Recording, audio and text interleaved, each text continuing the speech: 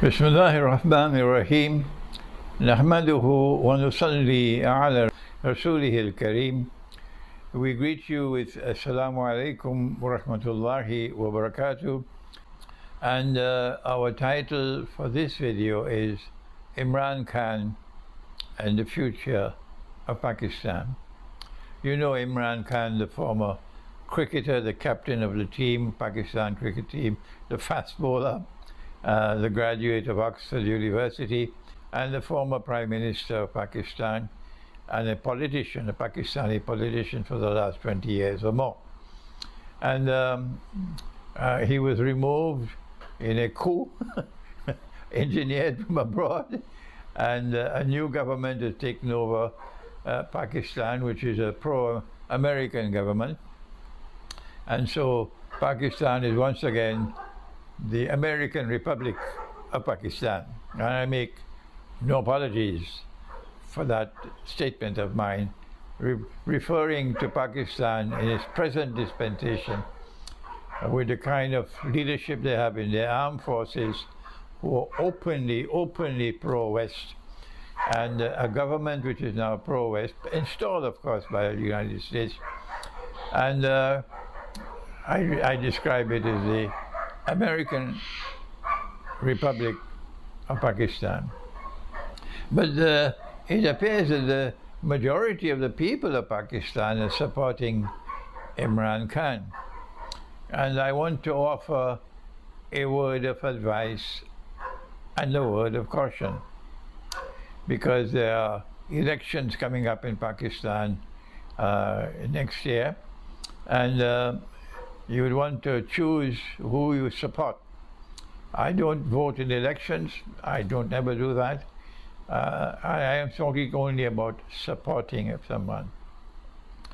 During the time that Imran Khan was Prime Minister, neither he nor his government, while they showed more integrity, you couldn't buy Imran Khan. He was not a man who will take the money of the people and stuff it in his pocket and have a deal where they could send the money abroad and make themselves wealthy.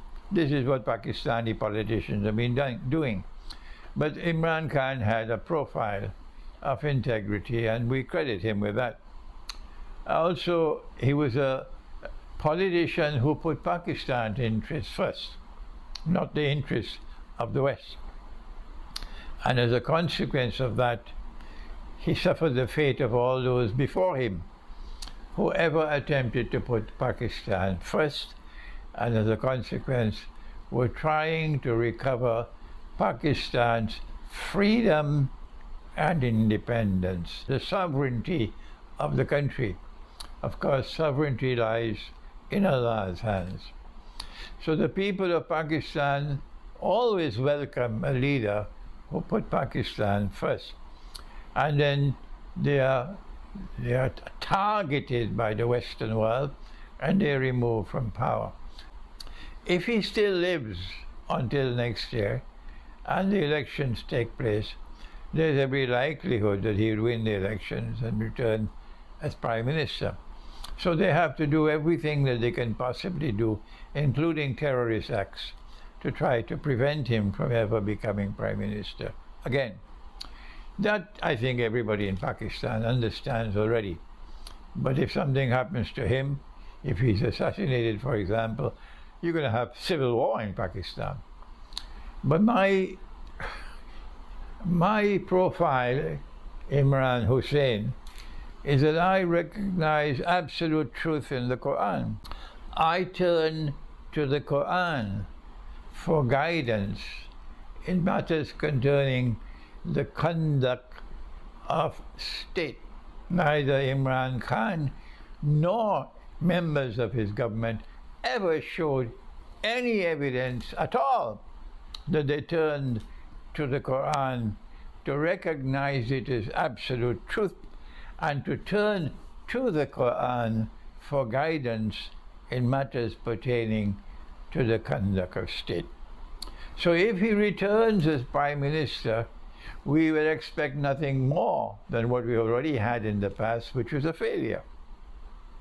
In particular, the most important matter facing Pakistan, if Pakistan is ever to recover its freedom and independence, is a matter of money, the matter of riba. And Imran Khan and his government never showed any sign that they had a knowledge of the subject. If Pakistan is to deal with the subject of money and not remain a slave of inflation, and every time they want to remove a government, they simply cause the rupee to fall and decline more and more and more and more, and the people suffering more and more and more and more, then we who turn to the Quran, we know, and I have been teaching this subject for 20-25 years now, and they know my views, but they reject my views. The Quran teaches us that money must have integrity. The monetary economist does not know this language. He does not accept this language, that money must have integrity. The Islamic scholars, many of them in Britain who are British born, British white people, and in the United States, the scholars, the Islamic scholars in the United States who are American. And these are the favorite scholars of Imran Khan. These are the ones he turns for advice and so on. Do they ever talk on the subject? Huh? That the money we are now using has come from the West, has been created and designed by the West specifically for this purpose, to enslave you.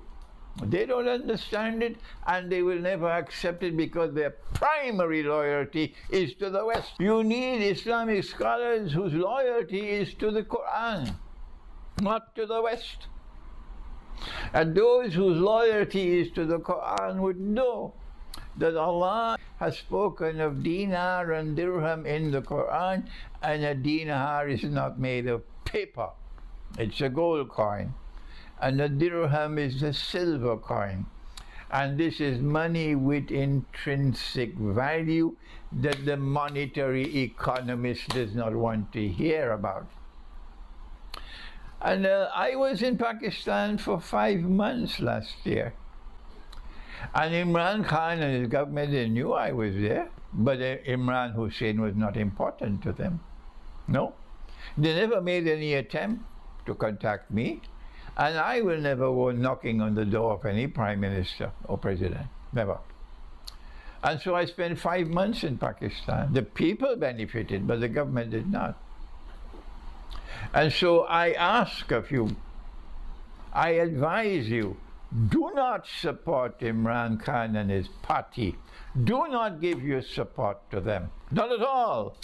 If you're going to return to the same kind of government that you had before.